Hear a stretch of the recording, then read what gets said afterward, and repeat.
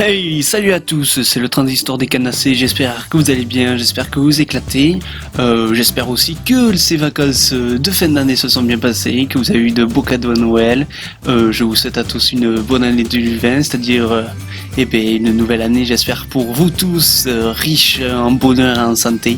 En tout cas, nous on continue toujours sur cette chaîne, on continue à s'éclater, et puis on continue, bien sûr, là aujourd'hui on est dédié au sport avec, on va parler rapidement des événements sportifs qui sont tant attendus durant cette année 2020.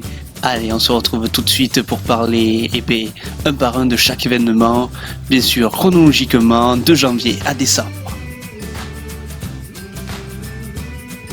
Et donc le premier de cette année 2020, c'est bien sûr le Dakar. En effet, le Dakar 2020 quitte cette année l'Amérique du Sud pour prendre une destination qui fait polémique, qui est l'Arabie Saoudite. Et oui, le Dakar s'élancera donc de Jeddah le 5 janvier jusqu'au 17 janvier. Et c'est la première fois quand même que cette course se déroule du côté du Moyen-Orient. En tout cas du côté des favoris, à l'absence de Sébastien Loeb qui était le 3e de l'année dernière. Moi je vois bien le pilote qatari Nasser Al-Attiyah, qui était le vainqueur de l'année dernière, faire quand même, je pense, figure de favori. Alors quand même qu'un climat de tension entre le Qatar et l'Arabie Saoudite est quand même présent actuellement. En tout cas du côté sportif, je vois bien ce pilote qatari gagner une deuxième fois d'affilée le Dakar. Et le deuxième événement de cette année 2020, c'est bien sûr le championnat d'Europe de handball qui a eu lieu du 9 au 26 janvier. Et bien sûr, les Bleus qui ont été quand même 3 fois sacrés en 2006, 2010 et 2014 repartent bien sûr à la conquête de ce titre continental. Donc pour la première fois de son histoire, quand même, cette compétition sera co-organisée par 3 nations, l'Autriche, la Norvège et la Suède. L'Espagne, elle, vainqueur de 2018, en tout cas, est la tenante du titre, tant que la Suède, quadruple vainqueur entre 1994 et 2002, est la nation la plus titrée. En tout cas, du côté des Français qui avaient échoué au pied du podium en 2018, je pense qu'ils comptent bien dévoiler un meilleur visage. En tout cas, c'est vrai que c'est quand même 6 ans après leur dernière victoire européenne en 2014, l'équipe de France va quand même faire face à une compétition particulièrement difficile cette année. En effet, ils rencontrent quand même la Norvège dès le premier tour dans un groupe qui est particulièrement relevé. Et ils ont été quand même 3e lors de la dernière Coupe du Monde et du dernier Euro. Donc les hommes de Didier Dinard devront quand même une nouvelle fois montrer leur combativité pour réussir à aller chercher une première. Enfin, s'affirmer comme de sérieux prétendants quand même à la victoire olympique dans les mois qui suivent. Bref, affaire à suivre. En tout cas, c'est bientôt, c'est le 9 janvier. Et on continue tout de suite avec bien sûr le troisième événement de cette année 2020 qui est bien sûr l'Open d'Australie de tennis qui a lieu du 20 janvier au 2 février. Et oui, en effet, qui c'est qui va succéder à Novak Djokovic chez les hommes et Naomi Osaka chez les dames? C'est la question donc qu'on se posait. Oui, en effet, le premier volet des 4 tournois du Grand Chelem s'ouvrira donc à la fin de ce mois à Melbourne. L'occasion donc de vérifier si la montée en puissance de cette nouvelle génération incarnée par Tsitsipas, Medvedev ou encore Zverev se confirme pour faire trembler peut-être éventuellement Nadal, Federer et compagnie bien sûr. Du côté des Bleus en tout cas, après une saison quand même 2019 plutôt décevante, quand même, je le pense, attendu, même si le poids des années pesant sur Tsonga quand même, qui a 34 ans, Gasquet 33 ans ou moins, Fitz 33 ans, n'inspire pas forcément l'optimisme. Enfin, en tout cas, on verra, affaire à suivre, on se dit donc rendez-vous à la fin de ce mois. Avis à tous les fans de NBA qui n'ont pas eu l'occasion d'aller aux États-Unis mais qui ont toujours rêvé d'aller voir enfin un match en direct. Et bien la NBA arrive en effet le 24 janvier à Paris. Et oui, il ne s'agira peut-être pas du plus grand match de basket de l'histoire, ni même de l'année pour les observateurs de la NBA. Mais le retour du basket américain sur le sol français est un événement quand même qui est assez particulier.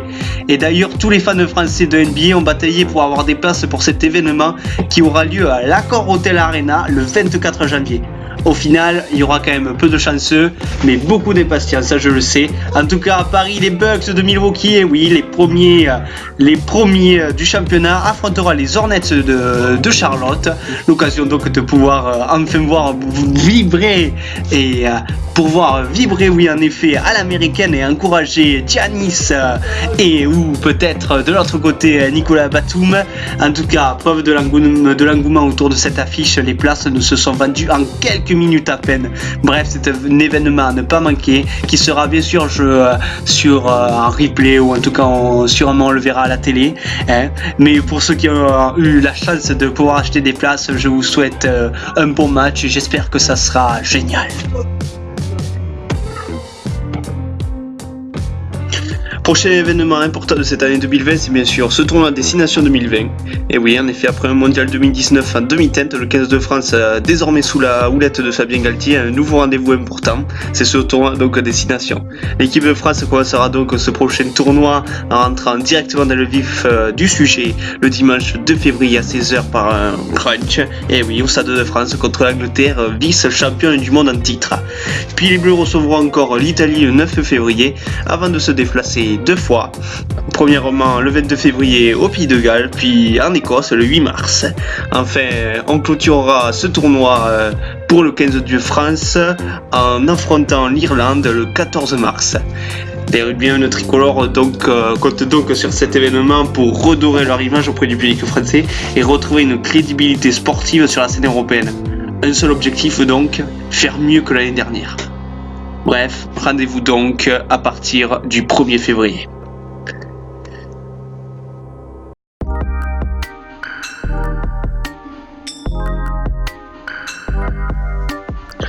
La 56e édition des championnats du monde de biathlon aura lieu à Anterselva en Italie du 13 au 23 février 2020. Le relais, le sprint, la poursuite, la mass start, toutes les épreuves de la discipline sont bien et bien au rendez-vous. Les championnats du monde qui se dérouleront entre la 6e et la 7e étape de la Coupe du Monde et qui compteront pour ce classement. Une Coupe du Monde donc dont le Norvégien Johannes Bö et l'Italienne Dorothea Weber sont les tenantes du titre. On y attend évidemment Martin Fourcade, mais pas que. On pourra assister, je le pense, peut-être à une razzia de médailles françaises avec de nombreux Français qui sont bien classés dans le classement général actuellement lors de ces championnats du monde, enfin en tout cas de cette Coupe du Monde. Donc on se retrouve donc le 13 février afin de voir où en seront nos Français et peut-être éventuellement des médailles à la fin. Avis à tous les fans de véhicules motorisés, les championnats du monde de Formule 1 sont le 15 mars. Ah oui, à partir du 15 mars, les championnats du monde de Formule 1 démarrent. Et oui, la saison de Formule 1 2020 débutera donc ce 15 mars en Australie et se terminera le 29 novembre aux Émirats Arabes Unis. Entre temps, les pilotes poseront quand même leur valise du côté du sud de la France sur le circuit de Castellet, 28 juin 2020. Pour le Grand Prix de France, donc, l'occasion pour les 3 pilotes français, Pierre Gasly, Esteban Ocon et Romain Grosjean, de briller face à Lewis Hamilton évidemment, qui est le tenant du titre actuel.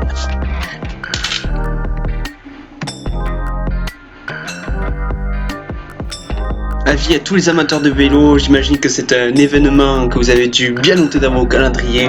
Rendez-vous incontournable du vélo, le Paris-Roubaix fêtera sur les pavés sa 118e édition 2020. Une longévité record pour cette course mythique quand même qui a été fondée en 1896.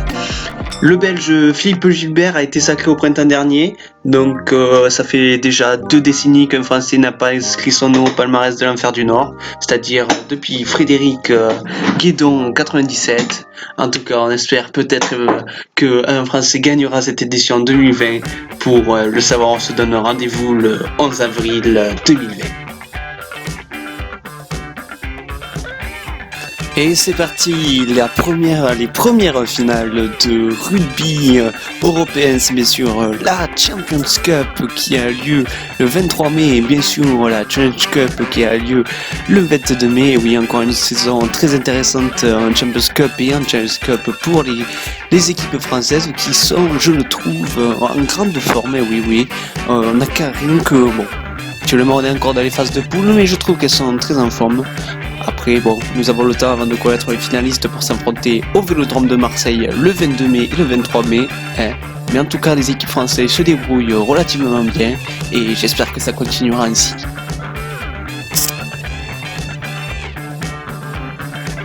Le monde du tennis se donnera rendez-vous en France pour le tournoi du Grand Chelem de Roland-Garros du 24 mai au 7 juin. Et oui, c'est une édition particulière puisqu'elle marquera la fin des travaux sur le site.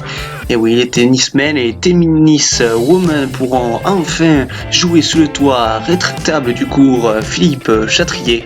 Bref, qui devrait être terminé d'ici là. De quoi vous motiver, je l'espère, les Français à aller loin dans le tournoi. Tiens, rappelez quand même que le dernier Français gagnant de Roland Garros, c'est quand même Yannick Noah en 1983, oui. Du côté des favoris, évidemment, le plus gros favori, c'est Rafael Nadal, bien sûr, qui est en quête d'une 13e victoire sur la terre battue.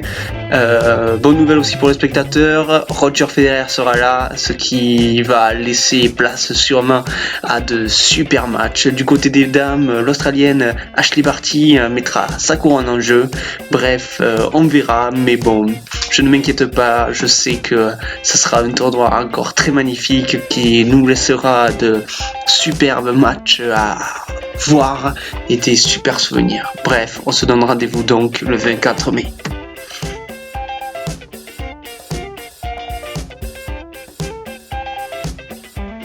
Est-ce que le Paris Saint-Germain sera-t-il au rendez-vous lors de la finale de la Ligue des Champions 2020 qui aura lieu, je le rappelle, au stade olympique Atatürk d'Istanbul en Turquie le 30 mai prochain. Attendant les huitièmes, les quarts et les demi-finales, les paris sont ouverts. Selon vous, qui va remporter la série en 2020 ? Moi de mon côté, je n'ai pas d'avis, je ne sais pas, j'attends de voir comment se passeront d'abord les huitièmes de finale. Mais bon, du côté, est-ce que le Paris Saint-Germain ou Lyon, qualifiés tous les deux pour les huitièmes de finale respectivement face à Dortmund et à Juventus, est-ce qu'ils auront la possibilité d'aller en finale ? En tout cas, une chose est sûre, c'est qu'il y aura un long chemin à parcourir pour rejoindre Istanbul.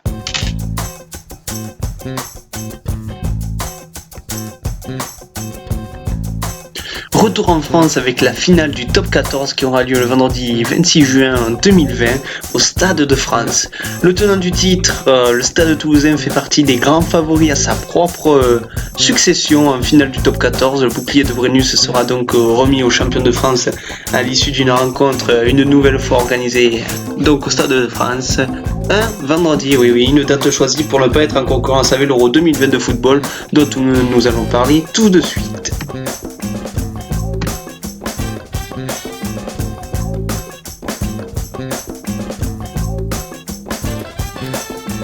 L'un des événements sans doute le plus attendu, c'est sans doute le championnat d'Europe des nations de football qui est du 12 juin au 12 juillet, et oui, qui succédera au Portugal. À l'occasion des 60 ans de la compétition, l'UEFA a décidé que les matchs se dérouleront à travers toute l'Europe et non pas dans un seul pays. 12 villes dans 12 pays différents ont ainsi été sélectionnées. Londres, Munich, Bakou, Glasgow, Bilbao, Budapest, Dublin, Amsterdam, Rome, Bucarest et Saint-Pétersbourg.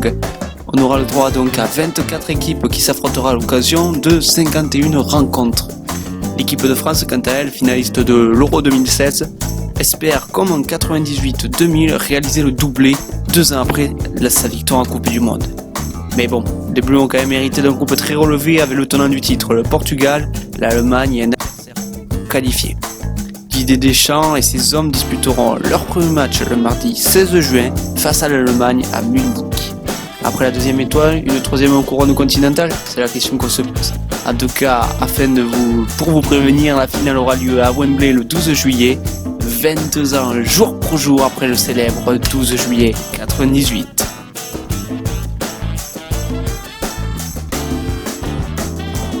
Le 12 juillet sera une date particulière pour les fans de foot qui verront débuter en effet ce jour-là la Copa América et l'Euro.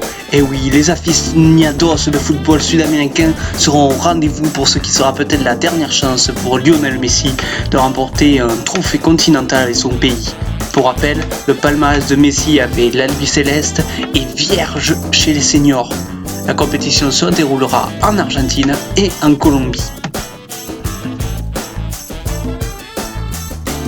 C'est une course emblématique qui va encore faire vibrer les fans de sport automobile. Cette année, en 2020, qui va avoir le drapeau à Dami en premier ? En 2019, dans la catégorie Rennes, LMP1, c'est le trio Toyota Gazoo Racing composé de Fernando Alonso, Sébastien Buemi et Kazuki Nakajima qui l'avait emporté. Donc on se dit rendez-vous le 13 et le 14 juillet pour voir qui gagnera les 24 heures du Mans.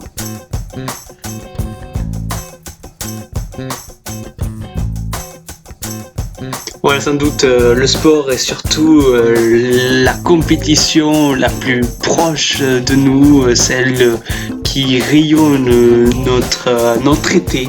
Et oui, après un tour 2019 d'anthologie, année olympique oblige, la 107e édition du Tour de France cycliste débutera cette fois-ci un peu plus tôt que prévu. Et oui, cette année, son départ sera donné le 27 juillet 2020 à Nice et son arrivée à Paris le 19 juillet. Pour une boucle globale de 3470 km. 6 arrivées au sommet sont programmées, dont la plus spectaculaire se déroulera lors de la 3e semaine au-dessus de la station de Méribel au col de la Loze. À l'absence de Romain Bardet, tous les espoirs français seront de nouveau tournés vers Thibaut Pinot, brillant lors de l'édition 2019. Le grimpeur avait rayonné avant d'être stoppé brutalement par une blessure en 2019. Il lui faudra bien un petit supplément de chance cette fois-ci pour l'emporter face à des cadors comme Bernal, Froome, Roglic ou Dumoulin. Et de l'autre côté, nous avons Julien Alaphilippe qui nous a fait rêver et qui, je l'espère, sera de retour pour cette année 2020. À l'approche des Jeux Olympiques, avec un parcours qui peut lui convenir, le puncher français devrait peut-être être un peu plus sage que d'ordinaire. Après, on verra. J'attends en tout cas ce Tour de France avec grande hâte. On se dit donc rendez-vous le 27 juin pour le début de ce Tour de France 2020 à Nice. Sans oublier bien sûr un petit hommage à notre Raymond Poulidor, à notre poupou national qui nous a quittés en cette fin d'année 2019 et qui, je l'espère, aura le droit à un grand hommage dans ce Tour de France 2020. Sans doute l'événement le plus attendu de 2020, impossible de parler de sport en 2020 sans mentionner en premier lieu les Jeux Olympiques de Tokyo. Et oui, le plus gros événement sportif de l'année, les Jeux Olympiques 2020 se dérouleront donc du 24 juillet au 9 août du côté de Tokyo au Japon. Pendant 2 semaines, plus de 10 000 athlètes venus du monde entier s'affronteront dans 33 sports répartis en 321 épreuves. Pas besoin de vous faire un dessin, tous vos sports préférés, ou presque, seront présents pour une quinzaine de folies, espérons-le placés sous le signe de la réussite française. L'objectif sera clairement de faire mieux qu'au JO de 2016, où la France avait ramené 42 médailles, 10 en or, 18 en argent et 14 en bronze. Dans les prochaines semaines, un porte-drapeau devrait être annoncé, ce qui lancera bel et bien la course pour l'or olympique. Et il faut souligner un grand absent, une nouvelle fois la Russie. Et oui, ils ont été exclus par l'Agence mondiale antidopage pour dopage organisé. En tout cas, la grande fête mondiale du sport sera suivie des Jeux paralympiques du 25 août au 6 septembre.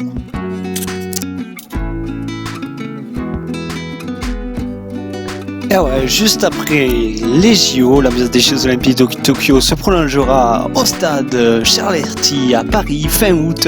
Et oui, du 25 au 30 août, au programme des centaines d'athlètes seront attendus dans 43 épreuves. 2020 est à une année olympique, les championnats d'Europe ne comporteront pas d'épreuves de marathon, remplacées par le semi-marathon ni d'épreuves de marche, et ne dureront que 5 jours contre 7 habituellement. La France parviendra-t-elle à battre son record de 24 médailles, 9 médailles d'or, 8 en argent et 7 en bronze, signé à Zurich en fin 2014 ? Affaire à suivre. Du 20 au 27 septembre, c'est les championnats du monde de cyclisme sur route qui pointent leur bout de leur nez. Et oui, après le Tour de France et les Jeux Olympiques, les cyclistes auront rendez-vous en Suisse pour les championnats du monde sur route.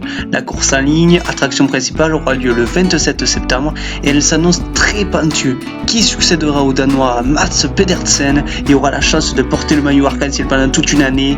Nous le verrons le 27 septembre. 2 ans après avoir accueilli la grande messe du golf, la France, au golf national de Guyancourt, a passé le flambeau de l'organisation aux États-Unis. Oui, tout le grand air de la petite balle blanche se réunira au Wrestling Straight Golf course de Haven dans le Wisconsin. Rappelons que la Ryder Cup propose un affrontement entre une sélection européenne et américaine comptant les meilleurs joueurs de la planète. Les Américains auront à cœur de récupérer le trophée à domicile comme en 2016.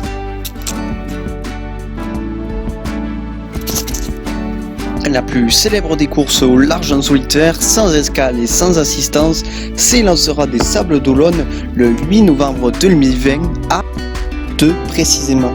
Et oui, pour sa 9e édition, la prestigieuse compétition bat déjà un record. Et oui, celui des candidats skippers au départ de la course. Si 37 skippers ont postulé, seuls 34 seront sur la ligne de départ. Pour comparaison, 13 concurrents avaient pris part à la première édition en 1989-1990, ils étaient 29 en 2016-2017. Armel Lecléac, tenant du titre, avait d'ailleurs établi le record de l'épreuve lors de la dernière édition en bouclant son périple en 74 jours, 3 heures, 35 minutes et 46 secondes. Cette année, des navigateurs très expérimentés qui aborderont leur 5e Vendée Globe, comme Jean Le Cam et le gallois Alex Thompson, font figure de grands favoris lors de cette course autour du monde. La 2e édition de la Coupe Davis New Look se déroulera une nouvelle fois à Madrid, en Espagne, avec évidemment la France dans la partie. Les Bleus ont hérité de l'une des 2 invitations délivrées par la Fédération internationale de tennis, permettant d'accéder directement à la phase finale sans avoir à passer par les barrages, après, je vous le rappelle, avoir été éliminés dès la phase de groupe en 2019. Je pense que nous aurons l'occasion de l'année de reparler un peu plus en détail de cette nouvelle Coupe Davis par rapport à l'ancienne, et nous parlerons aussi, je pense, de la Fed Cup. Et oui, la Fed Cup qui, je vous le rappelle, aura lieu du 14 avril 2020 au dimanche 19 avril 2020 et qui, elle aussi, va avoir un nouveau visage qui va d'ici quelques mois sûrement apparaître pour laisser place à une nouvelle Fed Cup. Mais bon, dès que nous aurons plus de détails, nous en parlerons un peu plus longuement. Bref, on se dit à plus tard dans l'année pour parler de la Coupe Davis et de la Fed Cup. Et pour terminer l'année, on vibrera devant l'équipe de France féminine de handball, si elle se qualifie, attention, qui remettra elle en jeu son titre obtenu en 2018 dans une joie indescriptible. Ce tournoi aura lieu du 4 au 20 décembre en Norvège et au Danemark, un beau programme en perspective. Et oui, passer complètement au travers du championnat du monde 2019 avec une peu glorieuse élimination après le tour principal et une 13e place, les tricolores devront rectifier le tir au championnat du monde. Une compétition que les Françaises aborderont en plus avec un lourd statut à porter sur les épaules puisqu'elles sont tout simplement les tenantes du titre acquis à domicile. La mission s'annonce compliquée sur les terres des deux meilleurs. Le Danemark et surtout la Norvège, place forte du handball. Et c'est sur 7 euros de handball féminin que nous terminons cette vidéo, que nous allons nous quitter. Je vous souhaite à tous une bonne année 2020, une bonne santé, bonheur à vous tous, et puis on se dit à bientôt pour de nouvelles vidéos. Allez, ciao!